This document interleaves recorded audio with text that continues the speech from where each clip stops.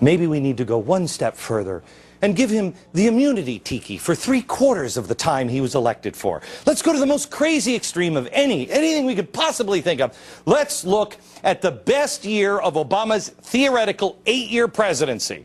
This is as good as it gets, even if he's elected for 2 full terms. I mean, really being optimistic, really going for it. This is just the best year.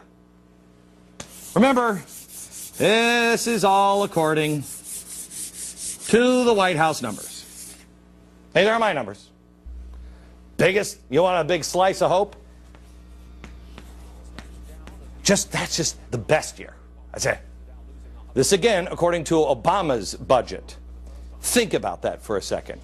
Even if we give Bush full credit for a disastrous year that he wasn't even in office for good measure, we add in Bill Clinton for no other reason. The total combined of these two, still. Hello? Now, maybe sometimes I overgeneralize. Maybe sometimes I say, you know, this stuff has been happening for a long time in both parties. And it has. It has. Both parties stink on ice. The Republicans, suckarama. But so do the Democrats. But we have never seen anything like President Obama, ever. His own budget amounts to a confession. He's admitting that he can't solve our debt problems with the policies even if he gets reelected. How many terms does this guy need to have before the country gets out of the red? 5? How about 12 terms? Would that be enough, Mr. President? Is there any theoretical point in the distant future where the animals like Bambi comes and they're talking to the squirrels and the rabbits and we're not hemorrhaging money? How do you pay for this? President Obama has broken a lot of promises just in his first year. He said he was going to close Gitmo. No. The healthcare thing. But somehow or another, the magic Republicans kept him from doing that. He said no lobbyists serving in his administration. He's not the only one that has broken promises. George Bush promised to decrease the debt. You remember his father? No new taxes. Read my... Yeah, right. Got it. But what Obama's budget, this is his budget, what it's telling you right now, he is promising to keep us at incredibly high levels of debt throughout his presidency. And believe me, I've watched the politicians, so have you. When they say they're going to spend like crazy, oh, that's a promise they'll keep. But here's another promise I'll make. Because I've watched the politicians in Washington, they always give you the best case scenario. If this is what he's admitting to, how much worse is it actually going to be? We're in California, and I want to tell you why we're in California. We're in California because it's snowing back east. What do you think, I'm nuts? No, we're in California because as California goes, so goes the rest of America. I really truly believe California is in so much trouble, and everybody's just like, oh, California is bankrupt. No. This is something entirely different. They're practically like vampires sucking the blood right out of businessmen that want to try to come into California. Business is fleeing California. They're talking about raising more taxes, more revenue. They're still not cutting. I guarantee you, if I looked, I haven't yet, but I will. Don't challenge me, California. I will. I can guarantee you I can find some stupid SEAL program that they're doing. They still won't cut it. Why in California? Why should we show you this? Because I guarantee you, in time, somebody's going to make the statement, oh, California is too big to fail. And you, sitting at your house, they're going to ask you to bail out California because of that damn SEAL program. No, not me. How can you save the state, and what does it mean to the rest of America?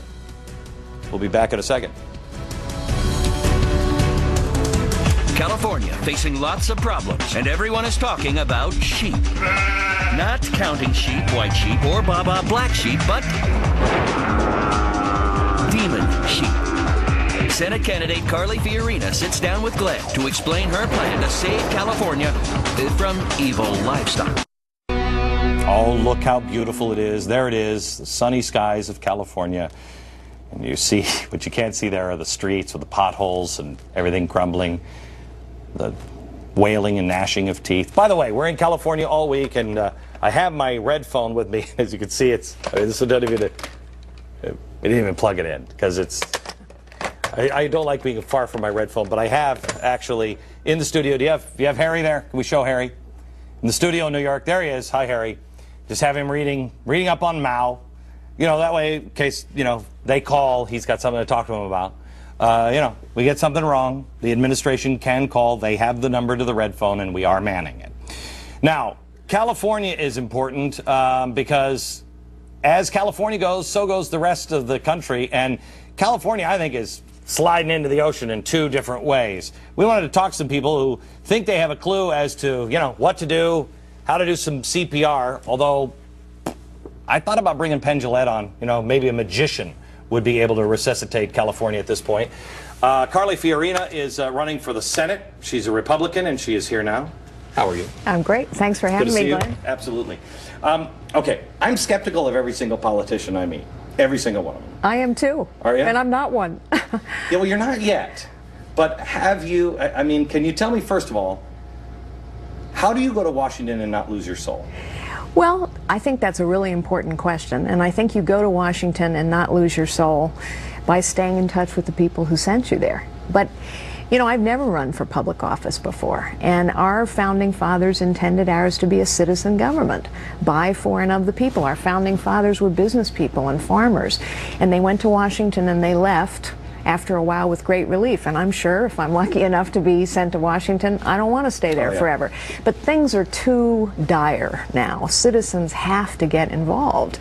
And as you pointed out, so goes California, so goes the nation, because I see policies being pursued in the nation's capital that are the same policies that got this state into deep trouble. This state, could you have run Hewlett-Packard from here? Could you have started Hewlett-Packard here? Well, I did run it for 6 years here in California, and they made it very difficult. Could you do it Could today? you start it? No. Bill Hewlett and Dave Packard could not start Hewlett-Packard today in California. I started out as a receptionist in a little company called Marcus and Millichap here in California. 9 people. I typed and filed and answered the phones.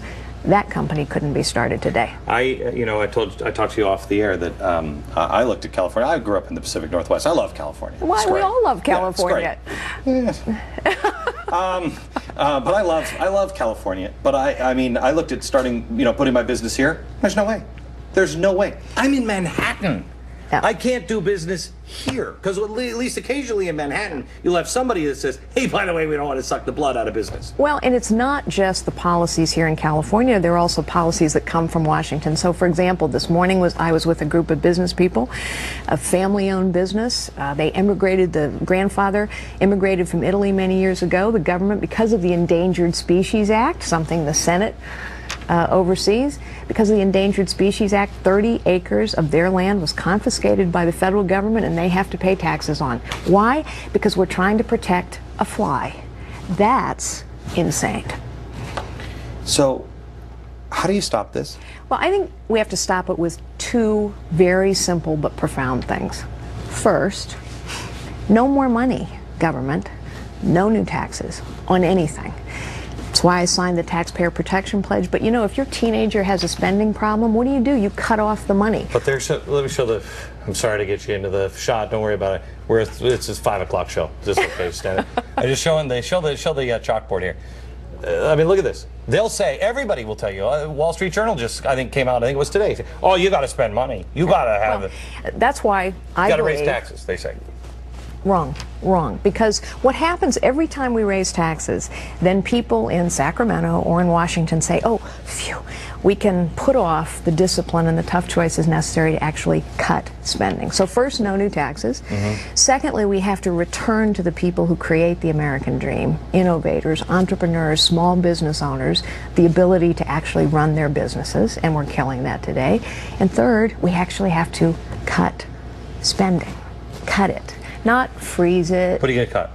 Well, let's start with the fact that in President Obama's budget, federal government employees are growing by 14.5%. Those are more bureaucrats to do more things. Let's start with the fact that there are many bipartisan estimates that suggest that there's $500 billion worth of waste in the federal budget today. The GAO estimates that half of the purchases on government credit cards are for waste or fraudulent purposes. You know, lingerie, jewelry. I mean, that's our money. That's our money. Or thinking of people at the DMV, well, exactly. Lingerie, and or the census ad that you just referenced. I mean, mean, $2.5 million is real money. Yeah, but I understand that. But here's the problem. We have. Go back and read. I just read it last night. Calvin Coolidge and his his inaugural speech. Okay, he knew what the problem was. The problem was the progressives. The problem in Washington are the progressives. The problem in California, the progressives, and the progressives in the Democrat and the Republican Party. And so until somebody stands up and says, you know what, John McCain and Barack Obama had many of the same traits. Well, and let's start with the most fundamental. You know, one of the things that you have done so well, and so many other citizens across this great nation have done, and they're here in California too, where voters say the #1 issue is jobs and out of control government spending.